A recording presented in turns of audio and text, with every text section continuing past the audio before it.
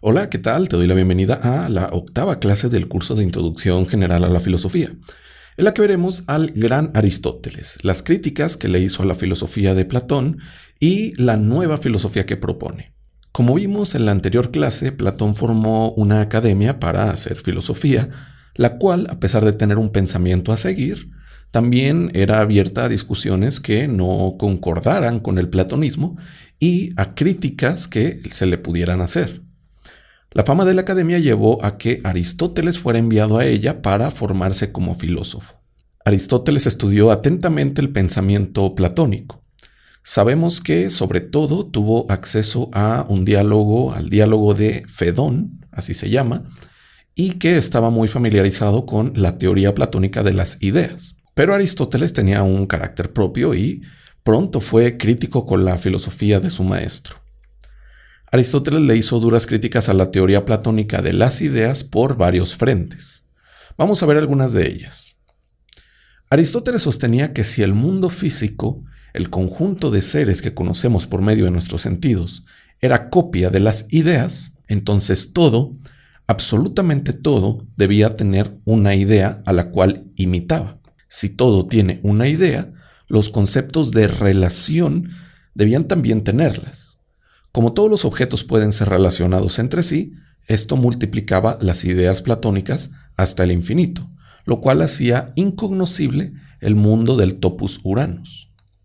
Por otro lado, si cualquier individuo, por ejemplo un ser humano, era una copia de la idea de humano, entre el humano individual y la idea que imita debía de haber una imagen intermedia que fuera similar a uno y otro.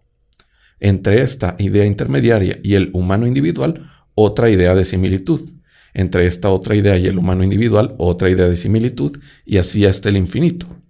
Por ello, lo que generaba la teoría de las ideas de Platón no hacía más que duplicar el mundo y abarrotarlo de ideas que hacían imposible conocer el mundo y a la naturaleza, cuando una teoría debería de facilitarnos la comprensión de la realidad, no hacerla más difícil. Esta crítica se debe no solo al enorme intelecto de Aristóteles, sino a la influencia que tuvo de sus padres. Sus padres, los padres de Aristóteles, eran médicos y, como buenos médicos de su época, le daban una enorme importancia a lo corporal y material para llegar a hacer conocimiento de medicina. Esta importancia de la empiria, de lo empírico, de lo sensible, influenció enormemente a Aristóteles para que su atención se centrara no en cuestiones abstractas e ideales, sino en aquellas que estuvieran respaldadas por el mundo físico. Así fue como Aristóteles se distanció del pensamiento de su maestro, no sin guardarle la misma estima, ya que fueron grandes amigos. Sostienen algunos autores expertos en la filosofía griega que Aristóteles partió de Atenas por la muerte de Platón, por lo que podemos pensar lo duro que fue para Aristóteles perderlo. Pero bueno, Aristóteles, con la gran mente que tenía, llevó a cabo estudios de corte más científico-experimental y sobre esos estudios construyó su pensamiento filosófico.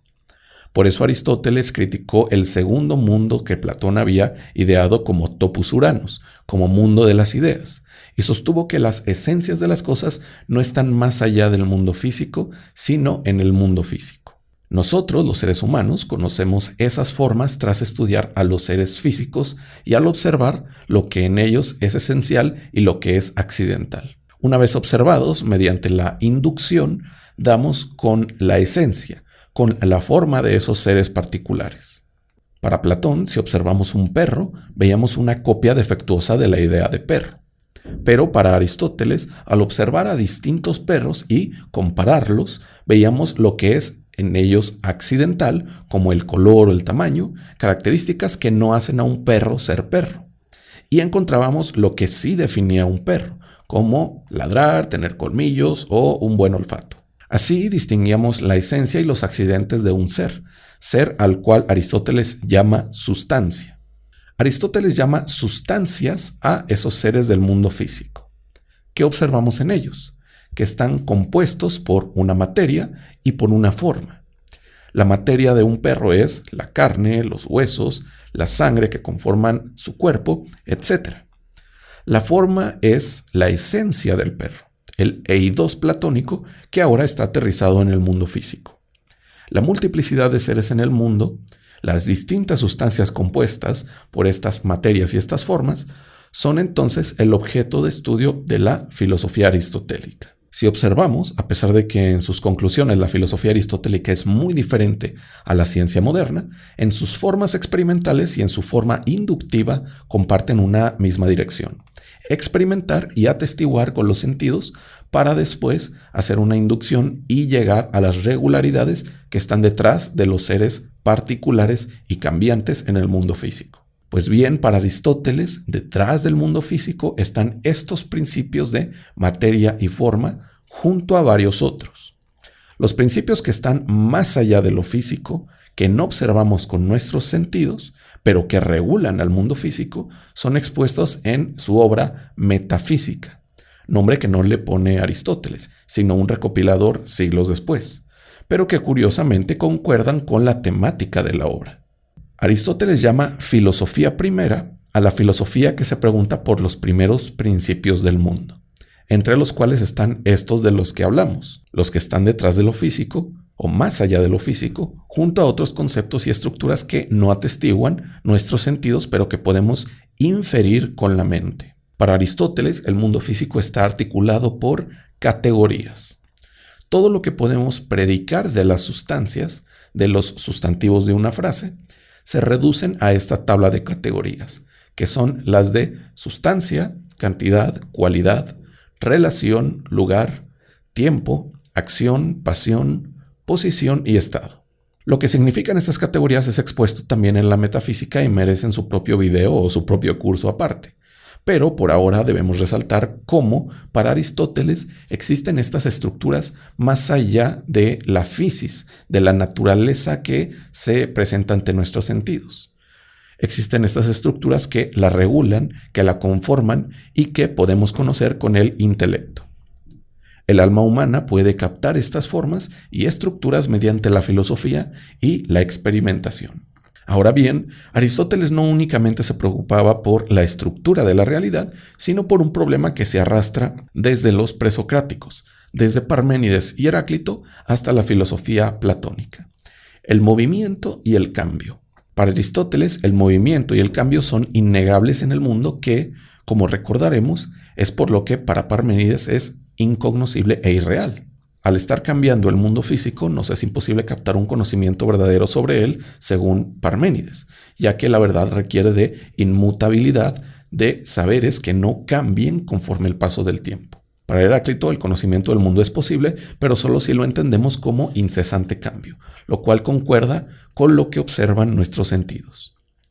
Aristóteles, por su parte, piensa que el conocimiento sí debe ser estático y, a su vez, que el mundo físico está en constante cambio, pero sostiene que dentro de este constante cambio hay formas y estructuras que no cambian, que se repiten y que están por encima de ese orden causal, de ese proceso de causas y efectos que observamos en la naturaleza.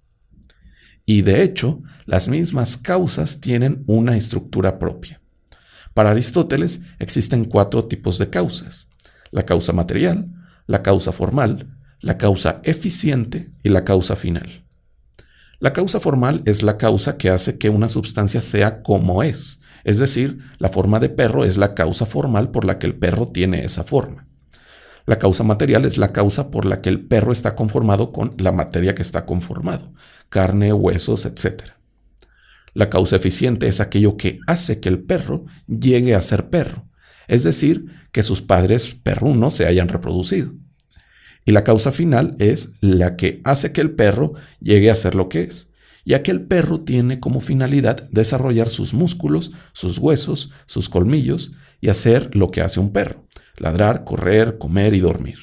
El cambio del mundo se debe a estas 4 causas y, si observamos, el conjunto de cosas que conforman al mundo tienen muchas finalidades.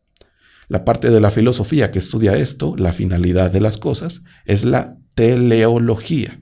Y la forma de ver en el mundo finalidades inherentes a él es una visión teleológica del mismo. Con todo esto, Aristóteles responde a varias cosas.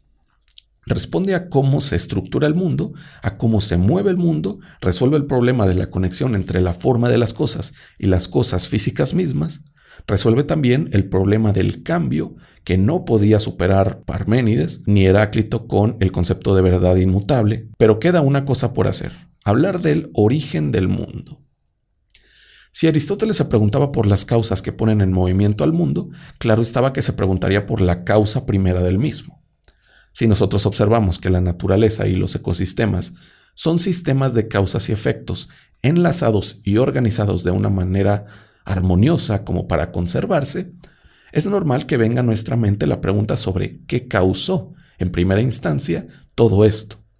¿Cuál es el sostén causal del mundo? Porque si el mundo fuera eterno, el presente observable carecería de una base sobre la cual sostenerse. Aristóteles indagó en esto y se preguntó por la causa primera. ¿Cuál fue la causa primera? Nuestro filósofo propone un motor inmóvil. ¿Qué es esto del motor inmóvil? Pues un motor es algo que pone en marcha, que en este caso es un motor que puso en marcha al mundo. Este motor inmóvil, a su vez, tiene que ser inmóvil porque si estuviera en movimiento, requeriríamos de algo que lo haya causado, que haya causado ese movimiento, un agente externo que lo haya puesto en movimiento. Este motor inmóvil, entonces, al requerir ser la primera causa de todo, puede ser solamente incausado e inmóvil. Y a su vez, este motor no puede ser material, ya que la materia requiere de un agente externo para poder tener forma y ponerse en movimiento, lo cual exigiría que el motor inmóvil fuera también causado. Por ello, el motor primero es inmóvil y es puro pensamiento, porque el pensamiento es lo más elevado que hay en el mundo y lo que conforma a la estructura del mundo. Lo que compartimos con la divinidad, que para tiempos de Aristóteles sigue conectada con el mundo incluso dentro de la filosofía, es el pensamiento. El motor inmóvil es motor divino. Es un Dios que solo se dedica a pensarse a sí mismo y nosotros podemos alcanzar una pequeña parte de ese pensamiento al hacer filosofía. Así, Aristóteles deja a la filosofía lanzada hacia la contemplación y el estudio de la naturaleza, de la physis, del mundo físico que sentimos con la vista, con el tacto, con el oído, con el olfato y con el gusto. Lo que no aparezca ante nuestros sentidos es objeto de estudio de la filosofía primera y debe estar no más allá del mundo físico siendo diferente a él, sino detrás del mundo físico estructurándolo y regulándolo. Y con el intelecto podemos conocerlo. A partir de ahora es que la filosofía griega tendrá contacto con un nuevo panorama sociopolítico. Los griegos serán invadidos por el creciente e imparable imperio romano, con lo que la filosofía práctica buscará dar respuesta a la pregunta por una forma virtuosa de vivir ante el gran imperio, ante un gigante frente al que el ciudadano está indefenso y se siente un número más. Esto lo veremos en la siguiente clase. Por ahora, esto es todo respecto a la filosofía aristotélica, que es un resumen del resumen del resumen de su complejísimo pensamiento. Si quieres algunas lecturas para comprender más a Aristóteles, te dejo unos textos sugeridos aquí abajo. También, si tienes una duda, puedes escribirme y trataré de aclarártela. Nos vemos en la siguiente clase.